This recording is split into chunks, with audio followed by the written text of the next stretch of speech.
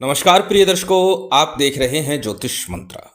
प्रिय दर्शकों, आज चर्चा कर रहे हैं माँ दुर्गा के एक ऐसे मंत्र की जो सर्व प्रकार के कार्यों की सिद्धि करते हुए आपके सभी कष्टों के निवारण को करता है।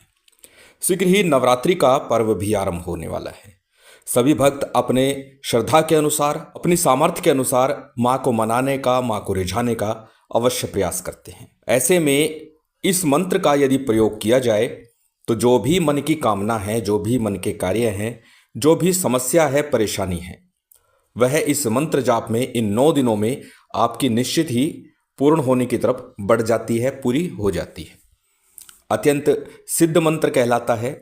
माँ दुर्गा का ये साबर मंत्र है। बहुत से लोग नवार्ण मंत्र का जप करते हैं। नवार्ण मंत्रों को जप करते समय विनियोग की आवश्यकता होती है, उनका बंधन हुआ है, उत्कीलन की आवश्यकता होती है। प्रत्येक व्यक्ति उत्कीलन विधान या विनियोग आदि की प्रक्रिया से परिचित नहीं है, ना उन्हें न्यास का पता है। तो ऐसे में साबर मंत्र ही श्रेष्ठ होते हैं, जिससे कि आम जनमानस भी लाभ उठा सके और माँ भगवती की विशेष कृपा प्राप्त कर सके, विशेष कृपा का पात्र बन सके। आज माँ भगवती दुर्गा के उसी विशेष मंत्र की चर्चा हम करने जा रहे हैं।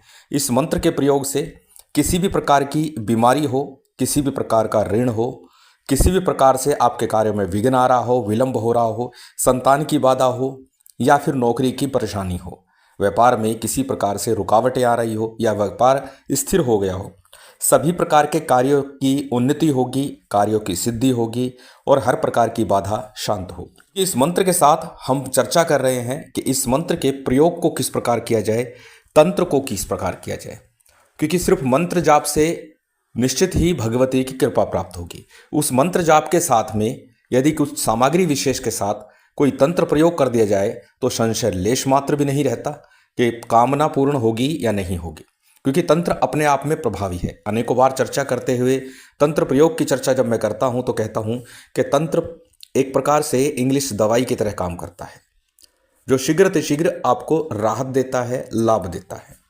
इसीलिए तंत्र प्रयोग की चर्चा करते हुए अक्सर बोलता हूं कि जब तंत्र प्रयोग करें उसी दिन या उसके बाद अवश्य ही कुछ दान स्वरूप किसी जरूरतमंद या गरीबों में अवश्य देना चाहिए, ताकि तंत्र प्रयोग से कुछ नेगेटिविटी या दुष्प्रभाव भी अगर हो तो उसका निराकरण हो सके। क्योंकि तंत्र प्रयोग कुछ ना कुछ नेगेटिविटी भी कई बार दे देते हैं। जिस प्रकार से इंग्लिश दवाइयाँ लाभ तो देती हैं परंतु कुछ साइड इफेक्ट भी होते हैं, उसी प्रकार तंत्र भी है।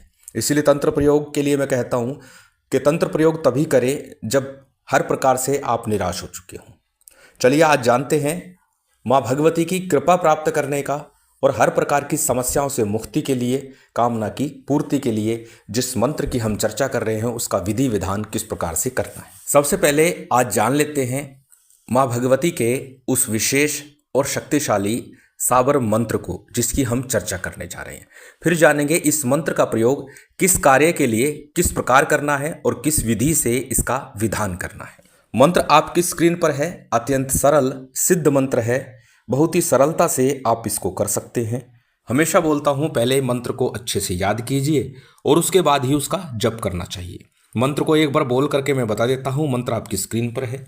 मंत्र इस प्रकार है। ओम नमो आदेश गुरु को, दुर्गा माई सत्य की सवाई, आगे चले हनुमत वीर, पीछे चले भैरवनाथ, अष्टभुजी अम्बा रानी, शत्रु आवे त्रिशूल चलावे, रोग आए सुदर्शन चलाए, बाधा आए तलवार चलाए, जादू आए बाण चलाए, बालक पर कृपा बनाए, इतना मंत्र 84 लाख सिद्धों को गोरख ने सुनाया, मेरी भक्ति गुरु की शक्ति, फुरो मंत्र ईश्वरो वाचा। सरल सा मंत्र है। माँ भगवती से प्रार्थना है कि आप मेरे सभी कष्टों का निवारण करें और माँ आप मुझ पर कृपा भी कर दें। और निश्चित ही जैसे बताया कि ये माँ भगवती कृपा प्राप्ति का और साथ ही सब प्रकार की विपत्तियों के नाश का, कार्य की सिद्धि का मंत्र है। अब जानते हैं इस मंत्र प्रयोग को किस प्रकार से पहले तो सिद्ध करना है।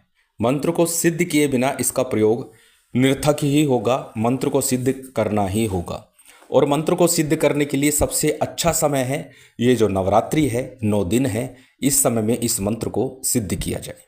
सबसे पहले बात करेंगे साधना की सामग्री की। साधना की सामग्री सामान्य दुर्गा पूजा में जो प्रयुक्त होती है वही सब सामग्री है।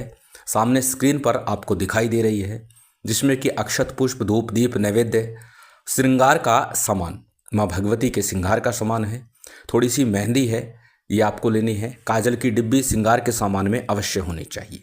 ये सामग्री है। इसके साथ ही तिल, तेल, घी का कोई दीपक आपको प्रज्वलित करना है। यदि संभव हो तो 9 दिनों में अखंड दीपक लगाइए, अन्यथा जिस समय आप मंत्र का जाप करते हैं उतनी देर दीपक चले, इतना घी तेल आप दीपक में अवश्य रखिए। एक जल पात्र शुद्धि आचमन के लिए और एक कलश आपको स्थापित करना है। यदि नवरात्रि के दिनों में करते हैं तो 9 दिन कीजिए, अन्यथा इस मंत्र का जाप आपको 21 दिन लगातार करना है। अब सबसे पहले जिस दिन भी आप आरंभ करते हैं, नवरात्रि के दिनों में करते हैं तो पहले नवरात्रि से आपको आरंभ करना है। कलश स्थापित किया है। कलश में आपको हल्दी, सुपारी, मिश्री, लौंग, इलायची, पुष्प, ये सारी सामग्री कलश में डालनी है।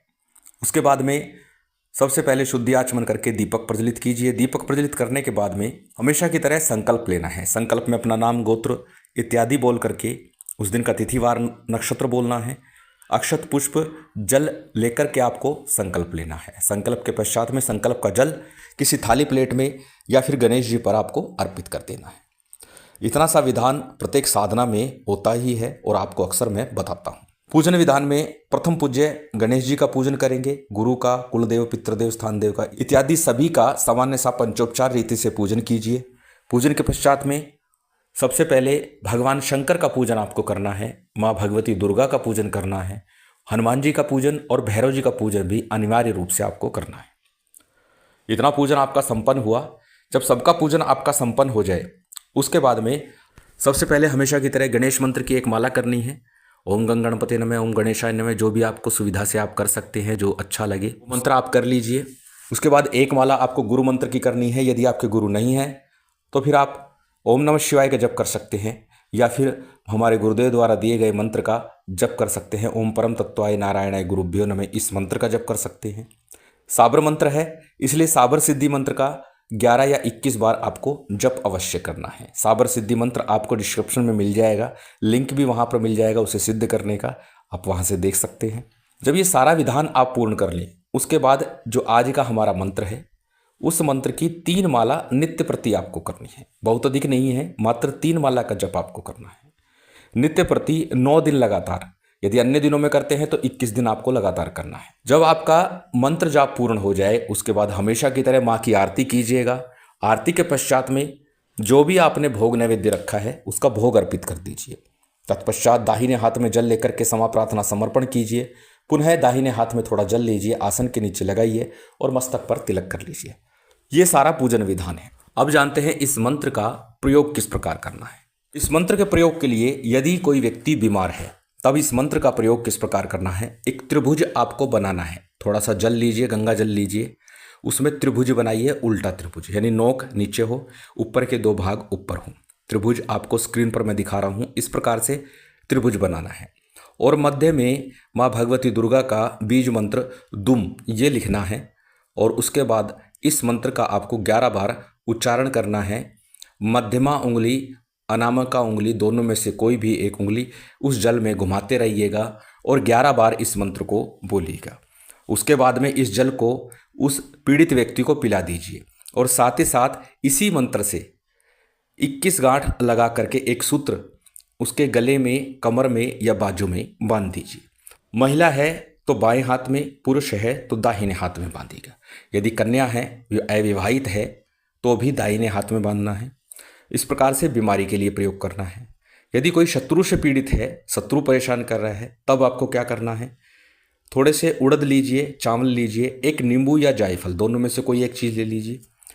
इस मंत्र का 21 बार आपको जाप करना है। छोटा सा काला कपड़ा लेना है, उस काले कपड़े में इन सारी सामग्री को बांधना है। काले धागे से ही बांध करके अपने ऊपर से 7 टाइम उसको घुमाना है उल्टा, 7 बार उसको उल्टा घुमाइए और उसके बाद ले जा कर के दक्षिण दिशा की तरफ किसी ज़मीन में गड्ढा खोद करके दब दीजिए और ऊपर से एक भारी पत्थर उसके ऊपर रखाइए। इतना प्रयोग है, शत्रु निश्चित ही आपका शांत हो जाएगा। यदि आप कर्ज से परेशान है उस परिस्थिति में इस मंत्र का आपको नित्य प्रति जप करना है और साथ ही साथ एक गुलाब का पुष्प आपको माँ को अर्पण करना है। और मंगलवार या अष्टमी तिथि के दिन श्रेष्ठ होगा, मंगलवार को अष्टमी पड़ जाए उसी दिन एक ध्वज लेकर के, छोटा सा झंडा लेकर के माँ दुर्गा का, काली का या किसी भी देवी का कोई मंदिर हो वहाँ पर अर्पित कराइए, चढ़ा आइए। शीघ्र ही कर्ज मुक्ति के रास्ते आपको निश्चित तौर पर मिल जाएंगे। इस मंत्र के अनेकों अनेक प्रयोग हैं। अन्य प्रयोगों की चर्चा फिर कभी करेंगे। आज के लिए बस इतना ही। माँ भगवती दुर्गा की असीम कृपा आप सभी को प्राप्त हो, यही कामना है। और उम्मीद करता हूँ आज की ये जानकारी, ये वीडियो आपको अच्छी लगी होगी। यदि अच्छी लगी हो तो कृपया लाइक कीजिएगा, शेयर कीजिएगा। यदि चैनल पर नए हैं तो सब्सक्राइब कर बेल आइकन बटन दबा दीजिएगा। जय माता दी, जय श्री राम।